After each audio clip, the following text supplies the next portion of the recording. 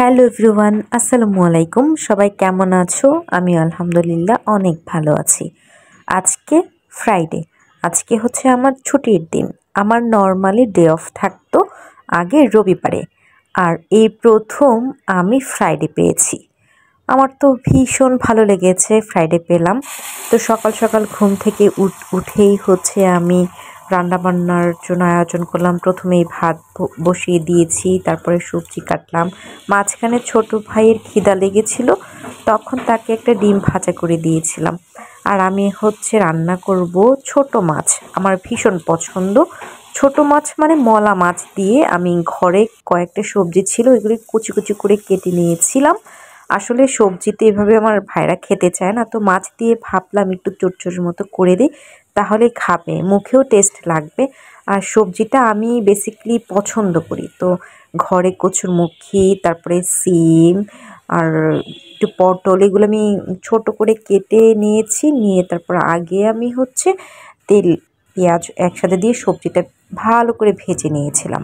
আর ওই যে মশলাগুলো একটা ছোট বাটিতে আমি হচ্ছে পানি দিয়ে গলায় নিয়েছিলাম। সেটাই পরে যখন ভালো করে ভাজা ভাজা হয়ে গেছে, তখন হচ্ছে আমি পানি দিয়ে দিয়েছিলাম। এই যে দেখো, সবজিটা মশলার সাথে কষে আসতেছে খুব ভালো করে। খুব সুন্দর লাগছে, তাই না? মাশাল্লাহ মাশাল্লাহ, অনেক সুন্দর আর অনেক ভালো একটা মানে গ্রামের একটা গন্ধ রান্নার। মাটির চুলায় রান্না করলে যেমন একটা স্মেল বের হয়, এরকম বেরোচ্ছিল, খুবই ভালো লাগছিল। এই যে আমি আগে থেকে কেটে রেখেছিলাম মলা মাছ, পরিষ্কার করে ধুয়েছি। এখন আমি মাছগুলো সুন্দর করে এটার উপরে দিয়ে দিব, কারণ ছোট মাছ তো আগে থেকে কষানো যায় না, তাহলে মাছটা ভেঙে যাবে। তাই হচ্ছে আমি সবজির উপরে এখন ভালো করে সবজি কষে তারপর মাছটা খুব সুন্দর করে আমি একদম পুরো হাঁড়িতে ছড়িয়ে ছড়িয়ে দিয়েছিলাম।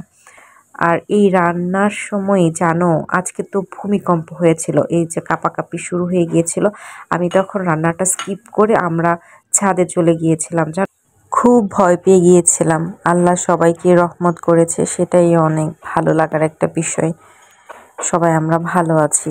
দেশে অনেক ক্ষয়ক্ষতি হয়েছে অবশ্য।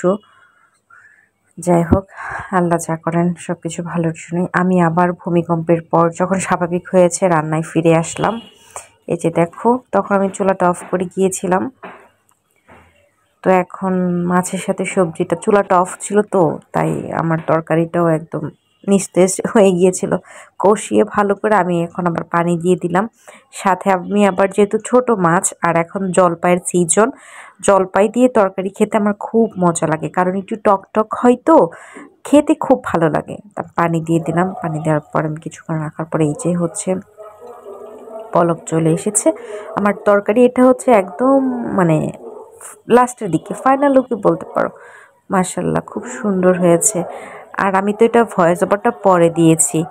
আর আমি যখন রান্না শেষে খেলাম, মাশাল্লাহ মাশাল্লাহ, এত স্বাদ, এত টেস্ট ছিল।